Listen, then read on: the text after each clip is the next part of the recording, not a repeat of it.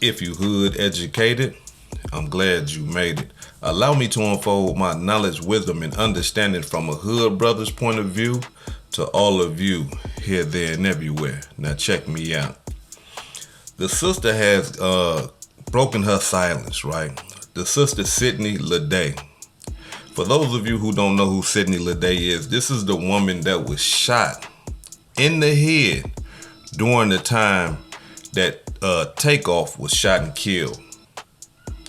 Now, from her reports, she said that everything was going smooth that night, right? They was at the gambling table, they doing their thing and stuff like that. And she believed that the argument was just a little, back and forth. You know how us men do. We talk crazy to each other, So she thought it was that until the shooting started. The next thing she knows, she feel a sting in the back of her head and blood is everywhere. Somehow she makes it downstairs. A friend helps her. She makes it downstairs. She get into the car and they drive her to the hospital. She sat in a coma for a whole week. A coma. Now, most of us that have seen gun violence, most of us that has, been around gun violence, we understand that once a person gets shot in the head, it's usually over with, right? And if it's not over with, they ain't right. Something is wrong. Something is off. Whether it be physically, certain things don't work how they used to, or whether it be mentally, right? Because we got to understand that this is real trauma. This is real trauma. Someone took a bullet to the head. Now, what we would like to do here at Hood Educated, we would like to send our get well wishes to the sister. Because she say she's still going through it. She say she went to the crib and she had a panic attack and stuff like that. And it's going to be some time before her life get back to some normalcy. You know what I'm saying? Because, a bullet to the head is not a walk in the park, y'all. So now, we want to send our get well wishes and stuff like that. We want to send our love and our compassion to the sister and hope that she get well soon.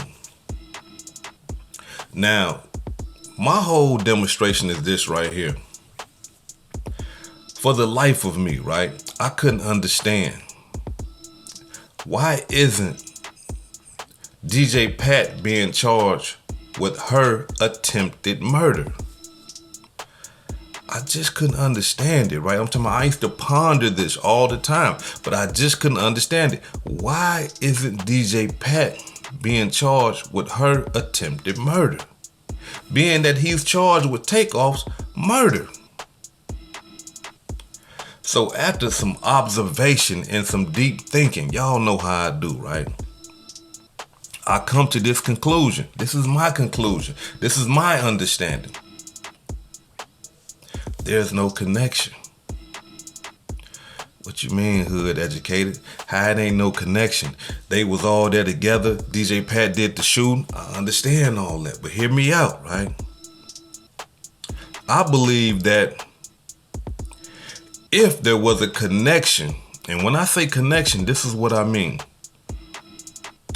The bullet that they took out of her head, because we can't believe that bullet is still sitting in her head. I don't know. I don't know. But I would like to believe that a bullet, you can't just have a bullet sitting in your brain like that. Come on, right? So this is my demonstration. I believe that the bullet that they took out her head did not match the bullets that they took out of Takeoff's body.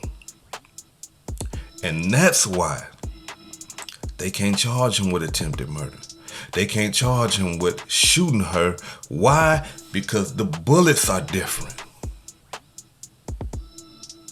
That's just my portion of understanding. Because we gotta believe, y'all, if the Houston Police Department, the Homicide Division, if they can prove without a shadow of a doubt that the same bullets that was taken out of Takeoff body is the same bullet that was in that sister's head, DJ Pat will be charged with attempted murder. Now, either two things is happening. The bullets ain't matching, or the Houston police is doing a cover-up. That's the only thing that I can think of, y'all. Either those bullets ain't matching, or the Houston police is doing a cover-up, and they don't want to charge him with her attempted murder for whatever reason, right? Or, hold on. Or it could be this. Migo Bands. Yeah, Migo Bands. If y'all remember in the reports, right? I got the report on my Patreon. So for all the members and stuff like that, y'all can go check it out. But if y'all can remember in the police report, it said that Migo Bands, when he came in to speak to the police, he didn't bring no gun. And when they asked him, what kind of gun did you have? Migo Bands said, I don't know. Now, to me, that right there just, blew my mind, because come on, y'all, if you got a gun, you know what kind of damn gun you got. Not only that, if you loading it, you putting the bullets in it, you got to know what kind of gun you got.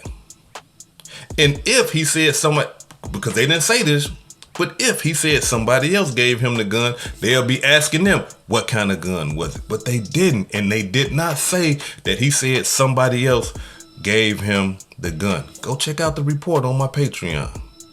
Go to my Patreon. I'm gonna leave it in the comment section. I'm gonna leave it at the top of the comment section for all the members, or for people that want to join the Patreon. You can go view the police reports yourself.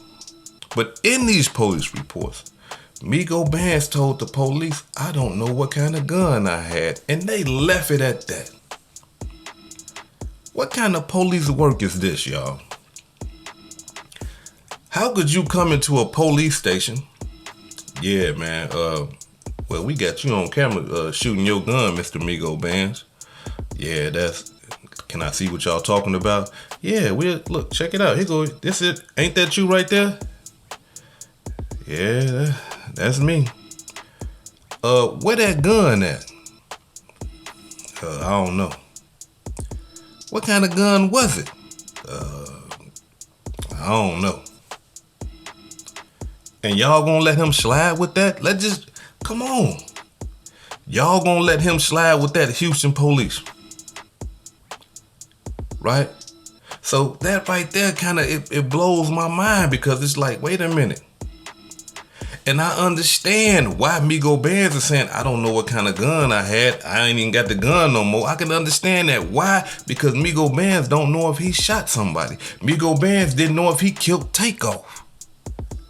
So it makes sense for him to go up in there and say, I ain't got the gun. I don't even know what kind of gun it is. Because he understands ballistics. He know when they pull them bullets up out of Takeoff body, they gonna do the connection to the guns. And that's why he came in that joint. No guns. I don't even know what kind of gun I got. So, if the police department, the Houston Police Department, is saying that it was only 2 shooters. 2. Who was those 2 shooters? They said DJ Pat and Migo Bands. 2 shooters. So if the bullet that the Houston police took out of this sister's head, Sydney, right? Get well, sister. If they took a bullet out her head and didn't match it to DJ Pat's bullet, then who other bullet is it then? If it was only 2 people shooting, Houston Police Department? Huh? That's easy. That's 1 + 1. It's only 2 people shooting. 2. According to what they putting out there. According to the camera footage and everything. They saying 2 peoples. So how? How is Migo Bands not being charged with this sister's attempted murder? Y'all got the proof. Y'all can show, hey, he was shooting his gun too. Wasn't nobody else shooting. He was shooting his gun too, so it got to be him. A bullet didn't just magically start floating around in the air and wound up in that sister's head like that. Somebody fired a gun. And it wasn't DJ Pat. We got to understand, if it was, he'll be charged with takeoff murder and her attempted murder. So that's the thing right there that just got my mind blown. And I believe that it's some type of cover-up going on. We got to understand something about this whole ordeal because everybody is related. What you mean, hood educated? Let me tell y'all what I mean when I say related. The Prince family, right? The Prince family is cool, right? I'm talking about cool, buddy with DJ Pat. DJ Pat called J. Prince Jr. his brother, right? They cool. The Prince family is cool with Migo Bands. Y'all seen them that night. Y'all seen them in the video that night. They in the video, they kicking it, laughing and giggling. And they gotta be cool with Migo Bands. Let me explain to y'all why. He was allowed to have a gun in the bowling alley. I don't know about y'all, right? But when we get into gangster stuff, when we get into this hood thing, ain't no strangers coming into our party with no guns. It's just not gonna happen. Ain't no strangers coming into our party with no guns. We coming in with guns, and our peoples that's close to us coming in with their guns. So that lets you know something going on, something funny. And in due time, it's gonna have to come out. So before I end this demonstration, I just want to say again to that sister, Sydney Leday, get well, sister. It's unfortunate that you had to go through that. If I was you, from my understanding, I believe that y'all gonna be filing lawsuits and stuff like that. And you have every right to.